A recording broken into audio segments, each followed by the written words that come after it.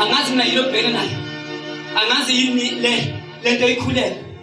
kodwa ngizothi namhlanje wena basopha lento ikhulela ingayi ungalenguza iabort into ikhulelwe iabortwa indaba iabortwa ukuhleba iabortwa ungayiphathi kahle kanti uvutha sesiyathola usavutha usuaborthe lento le uNkulunkulu ebekade kunike yona uthi umpostoli uPaul uthi Matewu wethi Matewu mntanami basopha lento yelele oyikhulelwe ingalinde iphume ingaka uDavide noma ngapha esigodini sethu sinokufa akiyakwesaba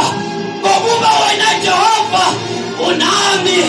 ningakhathali ekwenzeni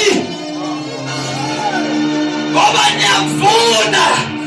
ngesikhathi esifaneleyo.